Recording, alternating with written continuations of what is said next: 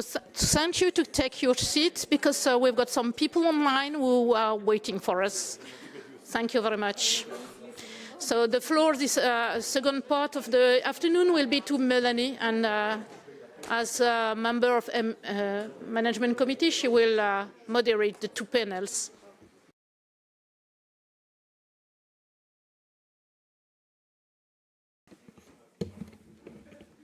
Okay, we'll just wait for everybody to get settled. Okay, I'm just going to go ahead and start because time is valuable. The aim of this panel is to explore how agricultural journalists working within the Brussels policy and environment gather, assess, and report amid competing narratives, limited access, and fast-moving developments. It will also provide insight into the challenges of translating complex EU policy into meaningful, accurate reporting for different audiences, both inside and outside of the Brussels bubble. So to my left here, I've got Natasha Foote. Natasha Foote, as many of you probably already know her, is a Brussels-based freelance agricultural journalist, podcaster, and moderator specializing in EU agri-food policy. That's you. To my immediate right here is Simon Klatt. He is a Brussels-based agricultural policy journalist with Agra Europe, where he reports on EU agriculture and food policy for a specialized audience of policymakers, industry stakeholders, and sector experts. And on the very end here is Alice Bergöend. Yes. She is an EU policy journalist with Euractiv, where she reports on agriculture and food policy in Brussels for a professional audience of policymakers, lobbyists, and institutional stakeholders. And NGOs. Okay, good. So we're going to start off nice and easy, and we're going to talk about first what a typical week of reporting in Brussels looks like for all of you, and where does your information for your stories usually come from. So that will set the tone for the rest of the conversation. And I'll start with me? Natasha. Thank you very much. I'll start by saying how nice it is to be asked to come and talk about agri-journalism, because this is the first time in my career in about 7 years working in this space that I've actually been asked to come and talk about being an agri-journalist, being a little bit introspective, and I think it's very important, especially as I've seen a very big shift in the media ecosystem since I first started, and life since from being inside a media, you have the past and the present of Euractiv, to being a freelancer. So it's super nice, but also a bit weird, because it's like a bit more vulnerable than I think it's easier to talk about the cap for me than myself, so it's kind of funny. But anyway, so you asked me what a typical week looks like. I think originally we were going to say typical day, and I had a very cop-out answer saying there's no typical day for me. I could talk about my week. I think that's true of all journalists, but especially for freelancers. So I would say my week, I looked at my week this week, and it involved interviews with 3 different farmers. I was interviewed by a researcher this week. I moderated an event, had publications meetings, put the final touches on a very long investigation I've been working on, which I'm going to do some shameless self-promotion, comes out tomorrow, so I know what you'll all be doing tomorrow morning. And I had like coffees with lots of people, and you asked about how I'm gathering information. This is really, really core for me. Had some networking sessions, and did a bunch of loads of emails, invoices, accounting. That's something that it's a really big load for freelance journalists as well. I think that's important to say.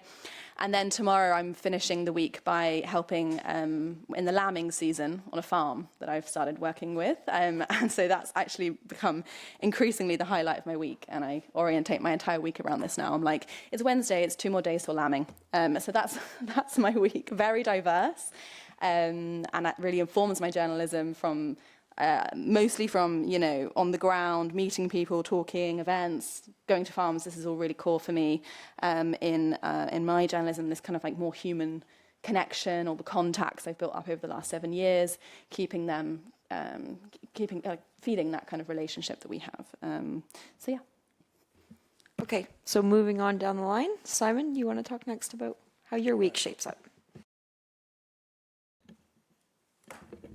All right. Yes, thank you very much for inviting me. I'm happy to be here. And as Natasha said, for me, it's also a little bit strange to sit here in this role, actually, because usually I'm the one, if I'm moderating or if I have interviews, I'm the one who's asking questions, which is to some extent more comfortable, but we will see on the type of questions I can expect and my colleagues can expect. However, a typical working week/day depends a bit, because we never know what is happening. There are weeks which are much calmer, but usually you always have something to do. However, usually I plan my week a bit ahead, what will happen, what decisions will be made, what might happen, and if something might happen, I try to dig deeper with calling stakeholders, calling the parliaments, calling MEPs, calling the Commission, if they want to tell me something. It's another topic, we come to this maybe later. And to try, which is kind of impossible, but to try to cover all topics which are somehow food, feed, agriculture, politically related, trade agreements, actual crises like what impact it has on fertilizers, for example, and as Melanie just said, so policy-oriented usually. In the previous sessions, we talked a little bit about farming background, etc. So I have a bit of background. I'm by education a livestock scientist, coming from a family which has a farm. However, it's a bit different here to be in the Brussels bubble or within the ring, as it was previously called, because it's another challenge, but we might come to this later on. Thank you. And Alice. Yes, thank you very much. So to make it short, on my side, I have a team with whom I work, like 3 other reporters, 2 reporters and 1 editor. So we really collaborate a lot. So I would say that my week starts with a meeting with the team to try to see what events, topics might come up, and then how we going to share the work and how we're going to plan it. It also every day we have a newsletter to write. Every day of the week. So it's also about gathering many information, looking at the advancement of the files, looking at anything that we could find interesting for the newsletter, and then on the side, trying to write articles potentially. So to find information, usually going to events, going to the Parliament, to the Council. So it's pretty about moving. Not really far, because everything is walking distance from each other. So just meeting a lot of people, having even coffees, and then the other half is just writing. So Okay, don't get too comfortable, because the first question's for you. Okay, so the first question is, how do you decide what is newsworthy when so many actors are competing to shape the agenda? Sure. So we really have to focus on who are our readers, and as Euractiv, we have very specific readership of people trying to influence EU politics or being policymakers themselves, that be also lobbyists, NGOs, farmers' organizations who are trying to focus on what would be the most interesting news for them. So we try to anticipate the news, and so managing the different information channels, we always try to focus on the original source to be as clear as possible and as reliable as possible. So if we report on a Commission proposal, we'll obviously look at it, or follow a parliamentary debate, we'll go there and ask people about what they think. But then there is always the importance of keeping in mind where do people speak from, obviously, to have a balance of views, and we always try to present a balanced views in the articles. So then, to ask for somebody's reaction, we'll contact them directly or look at press statements from an organization. And always avoid reported speech from other media or any other person speaking about what somebody else said. So we always focus on the original source, and bring balance. So for sure, talking to the original source is really important, and that leads to my next question for Simon, which is, you've been working in the Brussels bubble for about 9 years now. How has access to policymakers changed in that time?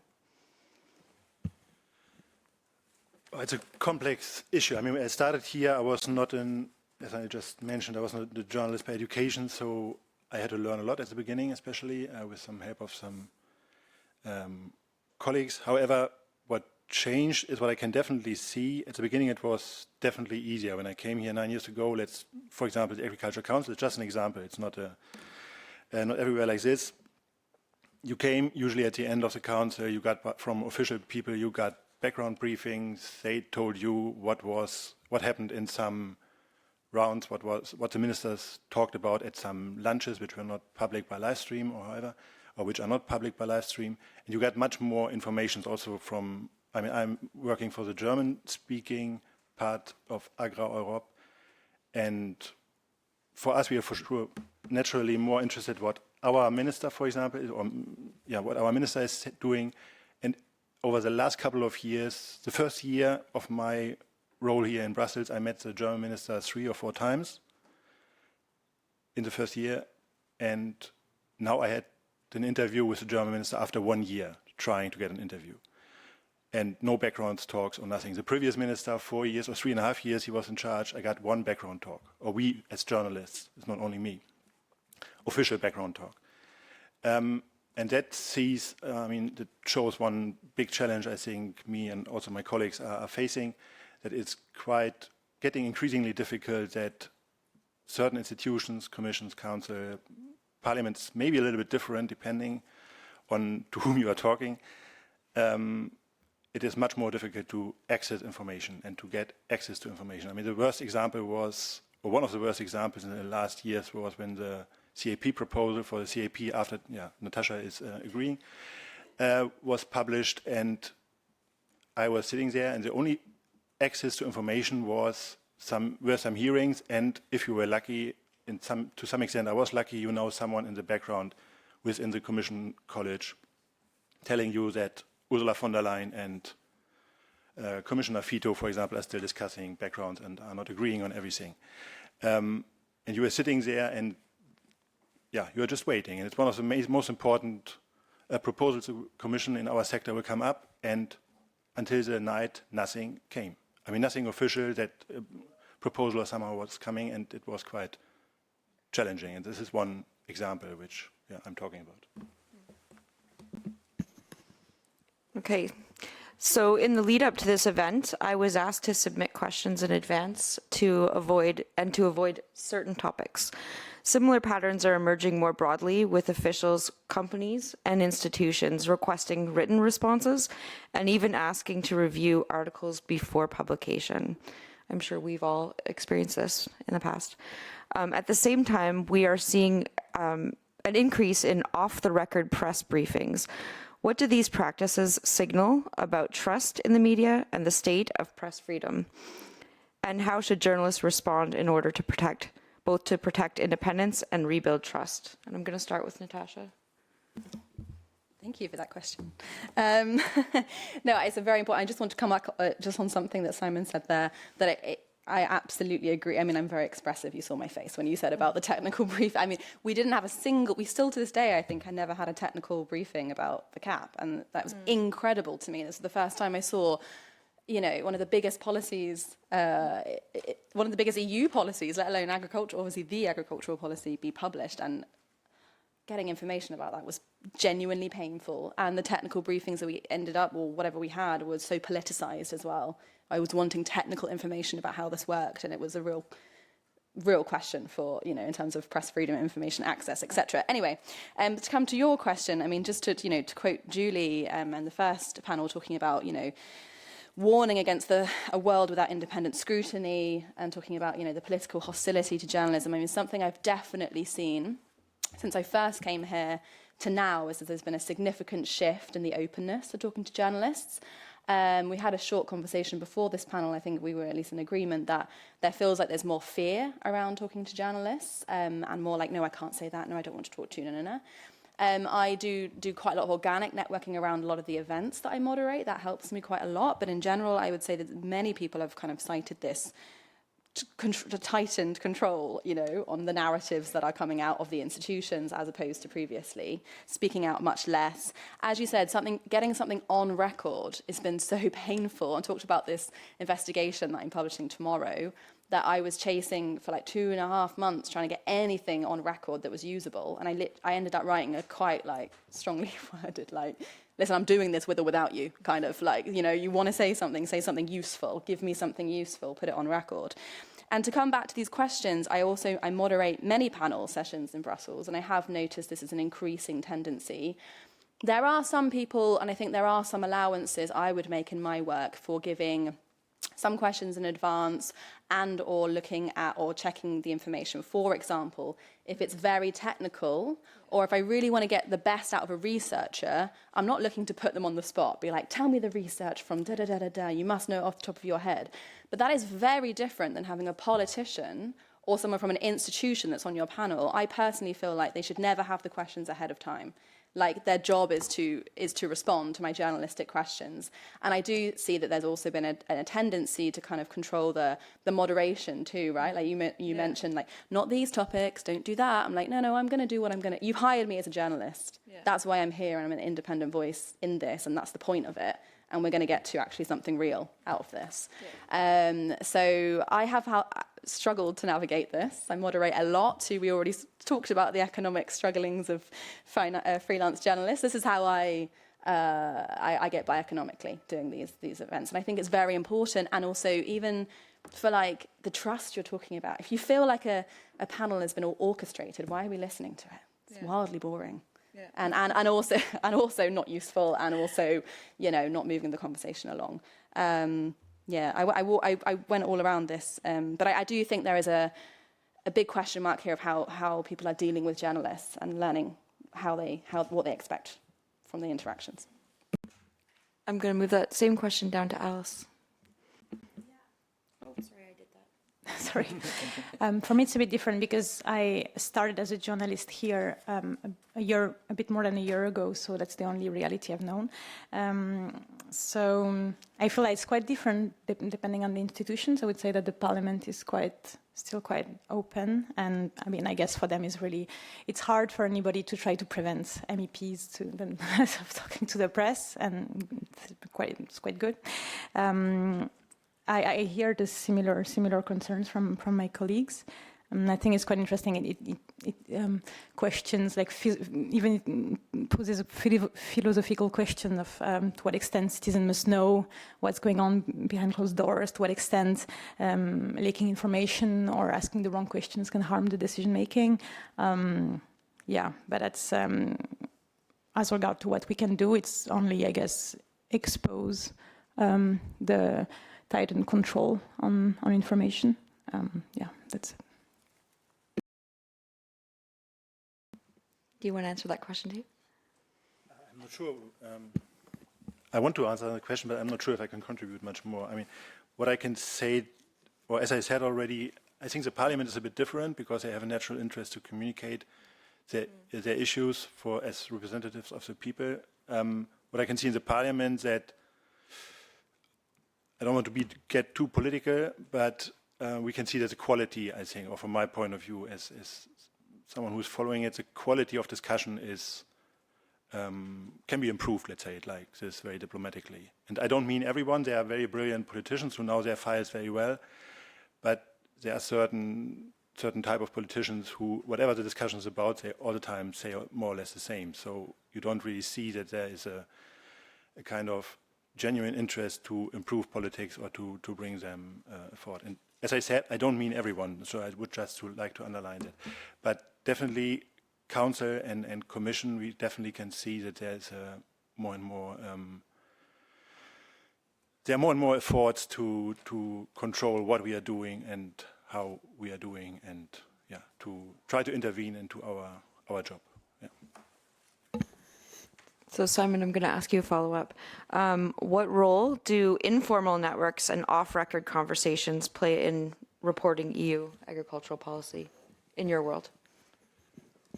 Yeah, as I said, I mean, if I plan my week, I check around what will happen and what I have to cover from this and what might happen. And if I look on something what might happen, I try to telephone around. As I said, for example, the parliament, for example, certain stakeholders who are involved in certain issues, and then to figure out what is likely, what will happen, And for example, if we take the example livestock and the strategy the Commission wants to come up soon in a couple of weeks, I would like to know what is planned, what do they come up, do they want to give me some even unfinished leak?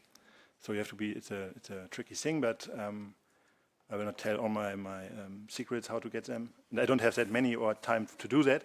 But however, yeah, the aim is at the end, for example, recently I talked to a group of young farmers from my home region who were here by accident. And not by accident, but it was accident. Sorry, it was a mispronunciation or misfocus on the language. However, they came by accident from the same region as me, so that's what I wanted to say. Sorry. They were here on purpose to see Brussels politics, and I talked with them. And for example, for them, there were a lot of young farmers. They were asking the questions, can we invest into a new shed? Can I extend my dairy farm or however? What is coming up? What is the Commission planning? And this is, for example, some issues we can see how our work is getting important to report what is really happening or what might happen and what is planned so that the farmers, in the ideal case, can easier look through, which is, especially in this topic, for example, very difficult because there are a lot of up and downs, enter cage, not enter cage, we will see, however, back and forth. So, I just realized you have to move the mic to you so the camera moves to you. Thank you. Yeah, just for the future ones. Okay, so the next phase of questions are going to be about leaks. I think all three of you in your careers have published articles that were based on leaked information. So I'm going to start with you, Alice. When you receive leaked policy information, how do you decide whether publishing it serves the public interest? Well, usually it doesn't just arrive to me. I have to look for it. So, well, if my objective is to inform my readers about what the Commission is preparing, and in the context where the Commission possibly releases little information to journalists, well, I will try to find this information, and if I find it, I always, I mean, if the person gives it to me, it's always after an agreement, very clear agreement with the person, whether it's possible to leak the information contained within the document itself, or not leak it at all. So yeah, it's always very clearly, at least on our side, very clearly discussed with the person, so nobody is compromised there. And yeah, as I said, it's if I'm looking for some information, it's because I believe it's important and it's interesting for our readers. It's relevant to know what the Commission is preparing. So yeah, that's what the decision is. I think, Natasha, you mentioned in our conversation that you did publish leaks in the past, but you don't do it as often now. Maybe you want to talk about that a bit. Yeah, I think it's not so much necessarily that I don't publish leaks, but it's that I'm not maybe like that's not my main focus, or like maybe I'm not as hungry for leaks. I mean, I think there's quite a lot of noise around exclusive leak, like I don't know, everything, and many of those I'm not convinced really move the dial on the conversation. So for me, if I mean, obviously, if you're a really specialist lobby paying lots of money to have access to a newsletter or whatever, you want it maybe 45 minutes before someone else, but I don't know how much that really moves the conversation. If we're looking at the farming community, I'm looking at more open access spaces of journalism, public interest. I increasingly in lots of member states, talking to national level, regional, rural spaces I'm very interested in, and they get very confused about the noise, and they also are saying, like, I don't have as much access to this information as I did before. So I think, yeah, my focus is more about, does this really move the conversation on? When I get a leak, I think, you know, it doesn't, well, it does sometimes arrive to me. Sometimes I'm looking for it too. If it's a big thing and I know it's coming, of course there'll be certain things we'll be hunting for. But if it does arrive to your desk, there's always a reason for that too. The person that's leaking it to you is not just this like lovely neutral party. Like, you know, there's usually something behind it. So you have to question that too. And then there's so many technical things that come from Brussels. This is what comes into the importance of being a specialist, I think. A specialist journalist, because sometimes you're like, I mean, that's just a white paper or whatever. Like that's going to move nothing. Whereas this is actually a concrete proposal on. So the leaks, if I look back in the last 2 years since I've been freelance, have really been about like the CAP proposal, the vision, that like things that are really going to shift and change a lot of things. So I think maybe my focus has been a bit different, but I have that luxury as I'm not kind of doing this daily reporting. I would say I'm not in the daily anymore. I'm a bit more zoomed out. But yeah. And as someone who does work in the daily every day, because you work daily, how do you decide whether publishing a leak just serves the public, or do you have to think about that? Yes, I moved enough. However, it's a tricky question. I mean, first of all, if you, let's say, usually it's not starting that just someone is giving you a leak, but you hear something. You hear some rumors which might be interesting, which might be relevant. And I think the first thing you have to do is always check the rumors and what intention this source you are talking or you are getting the rumors might have. So this is, I think, an ordinary journalist standard, or should be at least. About the day-to-day reports I'm writing, I mean, there are days I have to write 6 articles, which is not the norm, but it moves from 1 or 2 articles per day to 6, the worst day 7. So these days I'm not sleeping too much, obviously. However, it's always important, I think, I hope I'm answering the question, really what motivation is behind and what sense it makes to publish something. Publish a leak, does it make sense? Or at which stage this leak is. It's a very different thing if the CAP proposal, for example, is coming out in 2 or 3 days. I think it's legitimate to publish this link, but if it's half a year or a year beforehand, you can publish it, but you very much have to express on which stage you are in this on this proposal or on this potential proposal, however. On the other hand, it's very important that I think we open the Brussels bubble as much as possible, so also that, for example, farmers who are at the end of our information chain can see what is happening and also what might happen. I mean, I talked about livestock science, or livestock standards, which are very important for the public. They have their interest, farmers have their interest, etc., and they want to see what is going on. And partly, if I take this example, even Brussels people don't know what is really going on. And I'm sometimes not sure if I may have this comment that some people in the Commission might know what is happening. So, yeah. Okay, and that's a good segue to the last question, which is more about leaving the Brussels bubble. So as a journalist that's specialized in agriculture, how important do you think it is to spend time on farms? And I'll start with Alice, and then I'll finish with Natasha, and then we'll move to questions. Oh, sorry. Maybe if I can just comment a tiny thing on leaks, to be a bit provocative and bring a bit of conversation. I would say that the media environment in Brussels is a very competitive market, and you have to fight to survive with AI and all of the other elements that we know. And for example, with the example of Euractiv, we are fighting with a certain few amount of other media for the same niche audience. And so I understand that from an editorial point of view, you want to convince readers to subscribe because they have to pay to subscribe to our content, saying that bringing the argument that it's in our media that you'll learn it first, like that you see the document first. You know, I think that's why there is such a fight for leaks in certain media. And then also most of the leaks, I would say the most interesting one come from the Commission. Not the most, the most powerful institution here is Commission. So, and it's a body that it's the people who decide. They are not chosen as a result of a direct election from the people. So I think it's also fair that we know a bit what they're doing. But yeah, maybe that's my controversial view. And then on getting out of the office and going on farms.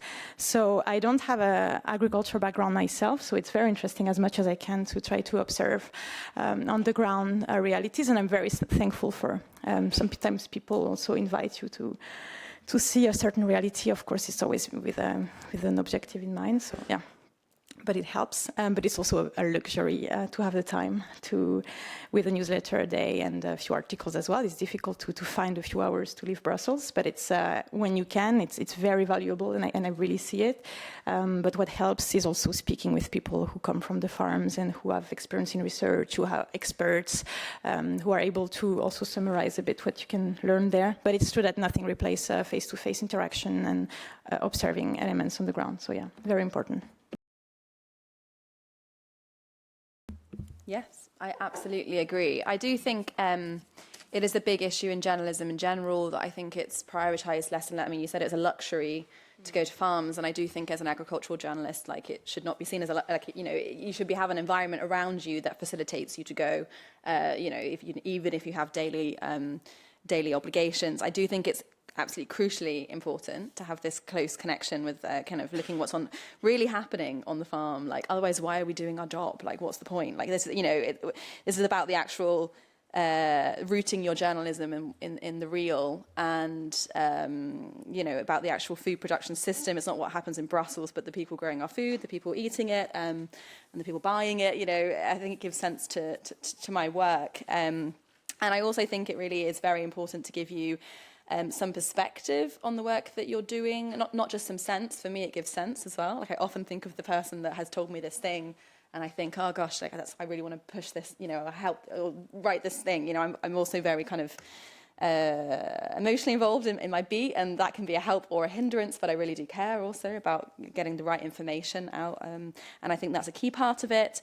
And also to remember there is a world outside of Brussels. Like, I think since now I'm having 1 foot out and 1 foot in, I think just getting out a little bit of these tunnel vision of what's important. And I was thinking I was asked to give a presentation in a very rural area of France last year about the CAP, and I just realised, like, the vast majority of what we were talking about here was just not useful at all for this. So for me, it's really helpful in my translation, actually, of being like, well, what really matters, what really doesn't, and also talking to different audiences. And also because I'm specialised in EU policy, it's a really valuable moment to, I lived through Brexit. I understand the gaps of what's happening in the EU, and really being able to translate that concretely, I think, is also very, very important. I see that's an important two-way street between the two.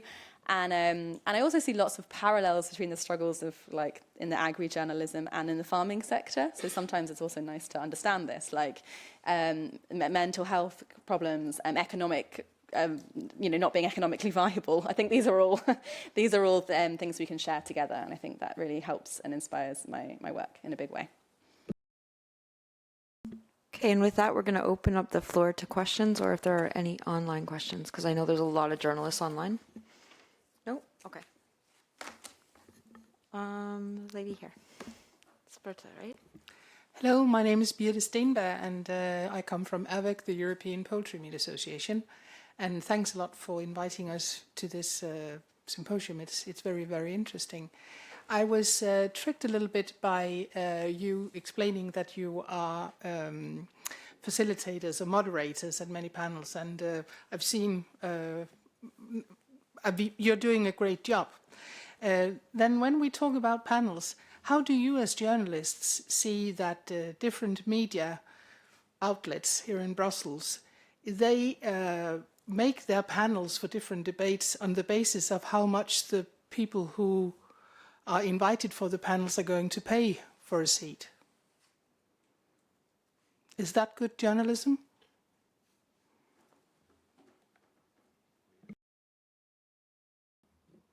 Everyone's like, do you want me to come under that? I would just like to say one element of this, which is that, it is important to say that I'm no longer attached to a media house, but the money side of things and the journalism side of things are different, are separate, and should be separate. The way that we're deciding how we're doing this. And I think, so I just wanted to speak to that. I can't speak to the specifics of whether you pay, then you get onto the panel. I don't know how the structures work now.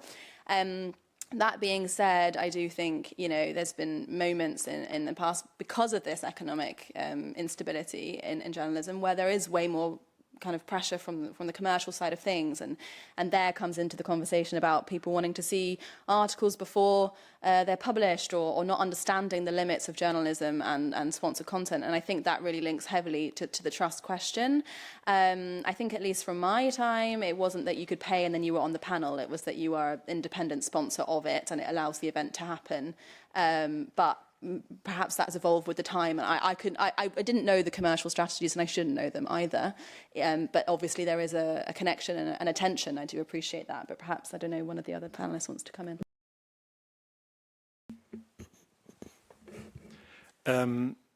Yeah, I cannot add too much actually to what Natasha just said.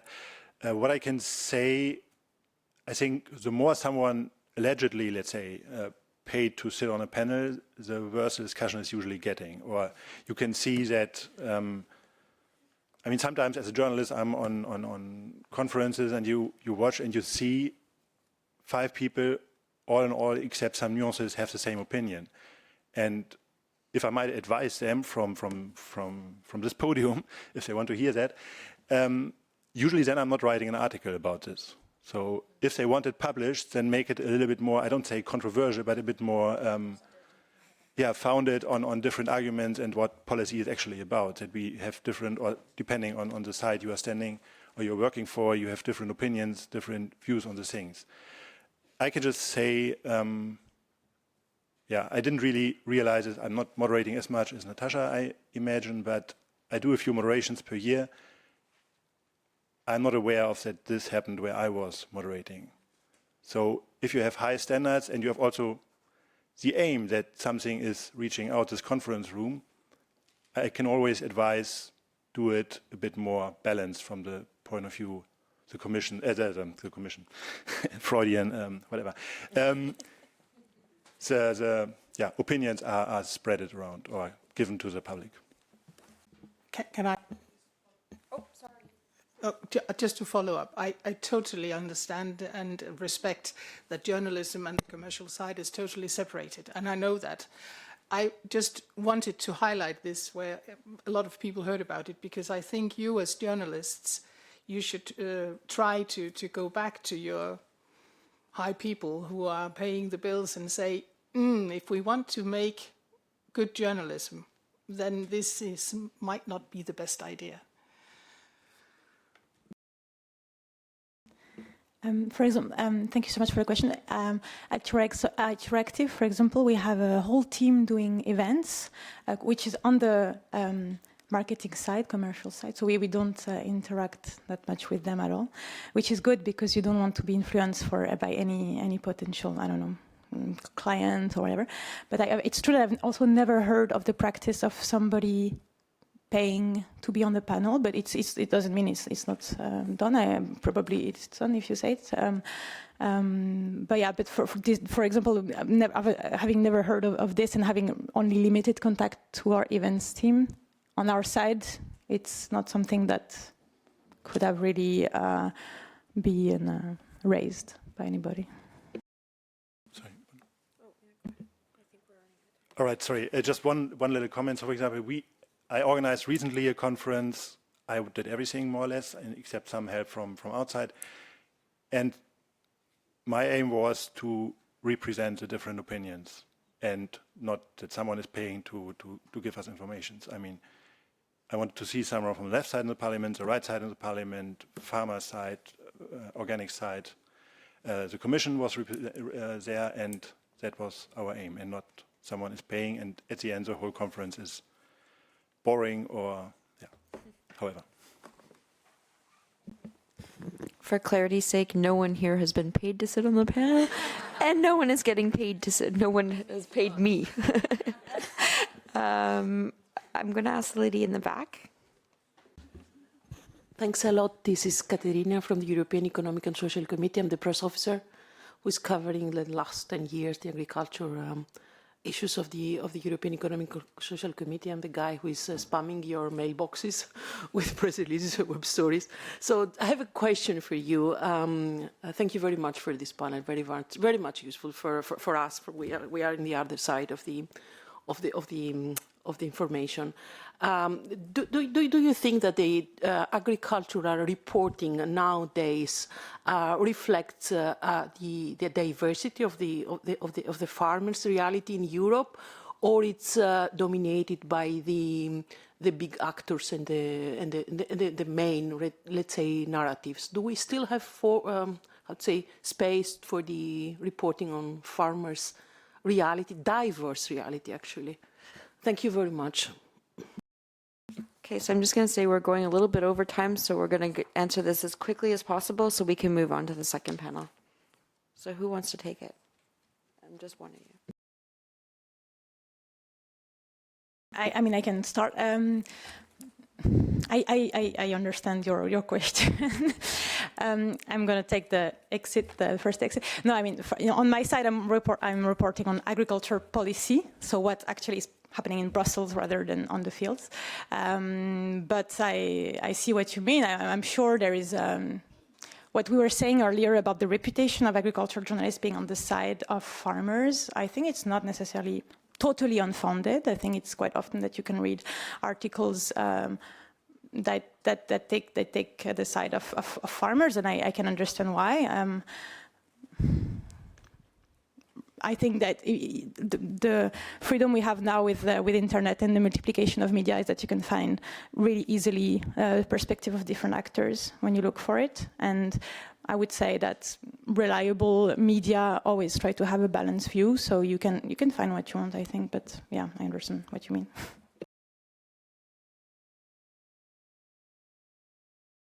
Do we have time? There's no more time.